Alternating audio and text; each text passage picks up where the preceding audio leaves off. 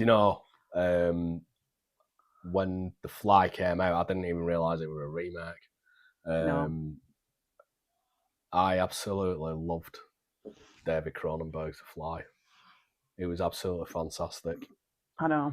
And then... The bit with the arm wrestle. Yeah. I don't think, again, I must have been in my 20s when I saw the Vincent Price Fly movie. See, I'd seen that before, because that was one of the films that was like on telly late at night. I remember my brother saying that he'd watched it, and he said it were a completely different sort of take on it, because they sort of swap bodies in that, don't they? So there's like a fly going around with a human head, and there's a guy going around with a fly's head. No, at the end of the original one, there's a fly that lands on a spider's web. Yeah. With a human head. But they swap bodies, don't they?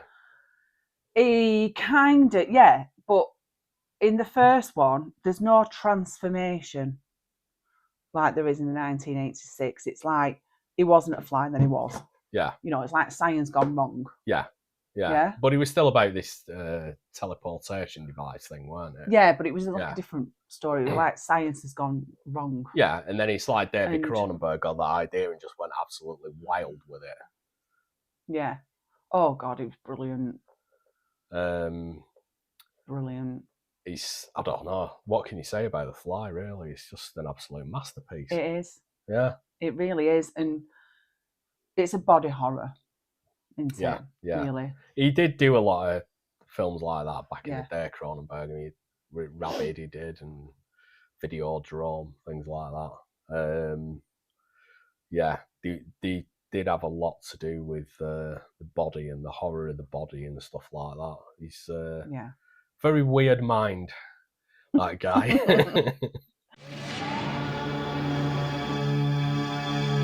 Scientist Seth Brundle thinks he is about to master a revolutionary concept in transportation, the instantaneous transmission of a human being through space.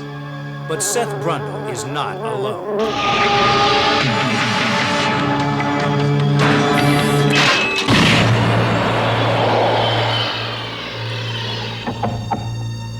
The brilliant scientist has instead mastered another revolutionary concept: genetic fusion. He will soon become a hideous mutant.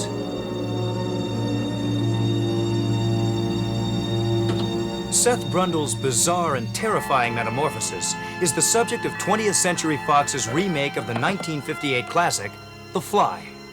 How you doing? Now you tell me. Am I different somehow? It's a nightmare. I mean, it's a movie that tells a story about a guy who is beginning to change, and he can exercise no control over that change. All right, quiet, please. There's a reflection right over her face from this angle right now. Directed by David Cronenberg, who's known for horrific thrillers like The Dead Zone, Videodrome, and Scanners, this version of The Fly is based on an entirely different premise than the original film. In the original, a man and a fly basically switch heads, and you have this sort of instant monster created. In this film, when he comes out of the receiving pod, he is perfectly normal. But the fly has disappeared. His body has assimilated the fly, and more than that, it has fused with the fly on a genetic level. And then gradually he begins to realize that he's not turning into a 185-pound fly, but in fact is turning into a creature that never really existed before.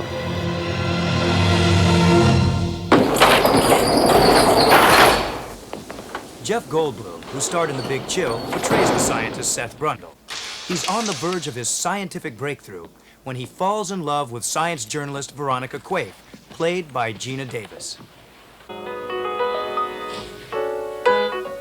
Listen, maybe this is a bad idea.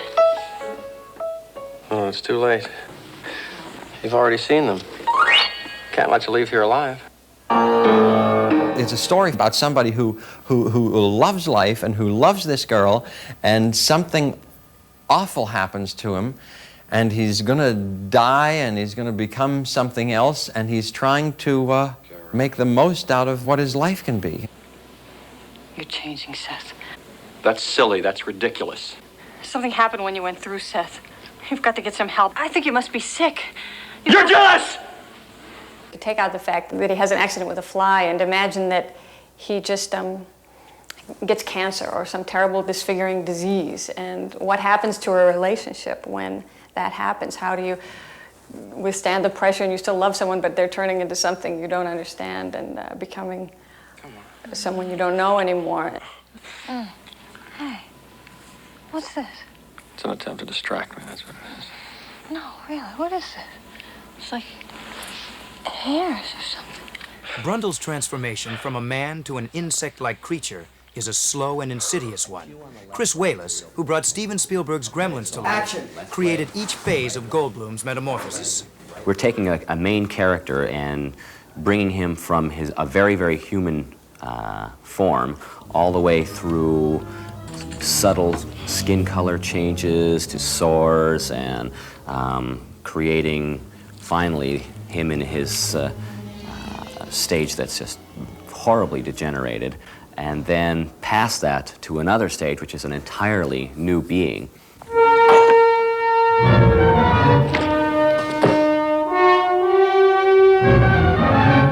It does finally get claustrophobic. You could kind of freak out. I mean, you're covered in this thing, and it's exhausting too. Not only you're in this thing and it's kind of very hot, but in part of the makeup, my whole there's kind of this weight on my eyes all the time, and to kind of see, I have to keep doing that, you know, so it's very, very exhausting. Seth? No, up here. Oh. Eventually, the creature is able to crawl up walls and across the ceiling. To create this illusion, director Cronenberg had a special set built. There really is only one respectable way to do that, and that is to build a set that actually revolves. As he's walking, the ceiling becomes the floor, and the camera ultimately ends up upside down with the cameraman, and we have our actor on what looks like the ceiling, but in fact is the floor. At this point, the fly is very messy, and he likes to eat things that are sugary and sweet, and so we have donuts and decaying rolls and all kinds of stuff all over the place, and all of these have to be nailed and bolted and glued down so that when the set turns upside down, everything just doesn't fall and reveal what's going on. So it's actually very, very tricky to do. So I would say the detailing of what happens to the relationships and to this man physically and emotionally I could tell you about it for days, and you still, I think, would not be prepared for what happens to him in the film. It's your turn. No, I don't want to try that. Okay. That's it. You're going to like it. I don't want to. I'm afraid. Don't be afraid. No. Be afraid. Be very afraid.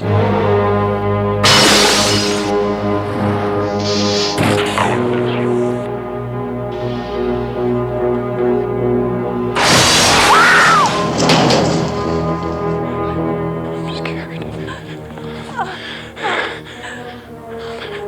Help me. Please. Please help me. See, I could go the rest of my life again without watching the 1958 Vincent Price. It was only because of Vincent Price. It was a good film. I've bought a box set, and it's got them all, and you've got like Return of the Fly and Son of Fly, and it's like The Fly 2. I think that's in the sequel to the David Cronenberg one with the guy that should have played Marty McFly. Can't remember his name. He was in Pulp Fiction, weren't he? Yeah. Yeah. Can't for life me remember his name. It's on the top of my tongue. Eric Stoltz. He was in Mask as well. That's a very good film. Oh yeah, it is. Yeah, that was brilliant. But yeah. But this is so in the new one, it's really kind of slow, isn't it? It's like he goes in one night, he's drunk, he's annoyed, and he's like, I'm just gonna check that, you know.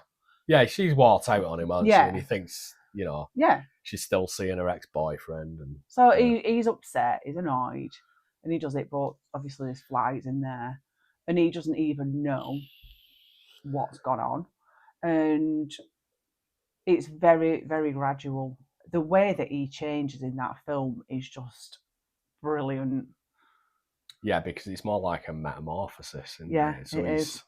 She's sort of going back, you know, every now and again to check on him, and he's he's sort of getting more deformed and deteriorated, and his body's falling to bits, and he's losing his fingernails and his teeth, and he's got to start regurgitating food off his hand, hasn't he? God, it's brilliant. Yeah, it really, really is disgusting but brilliant. Yeah, yeah, and it's so sad at the end.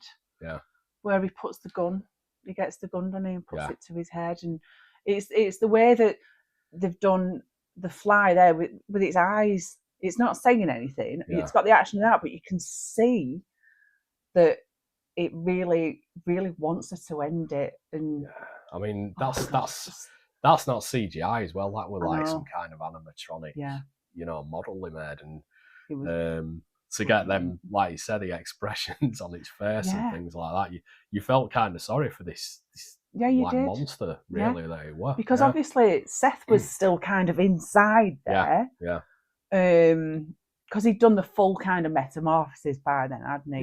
Yeah. So it was probably a bit like, well, I'm a fly. Yeah. And I don't want to be. Whereas before it was a bit like, what's happening to me? And he had all these changes going on, and he was angry and he was violent, wasn't he? Yeah, I mean, he thought he'd had some sort of radiation poisoning or something like that from the machine, and it's like, I'm dying. Yeah. I'm falling to bits here. Yeah. And then, he actually then realises that he's morphed two cell structures together. Yeah. And the fly's taking his body over, and it would have been better shot over here, that actually, because it would have been all right. Because you said, well, something wrong with him, and he obviously couldn't get into the doctors. Couldn't get past the receptionist.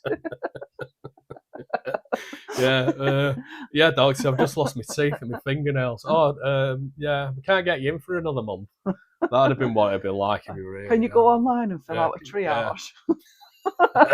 No, I can't. I've got no fingers.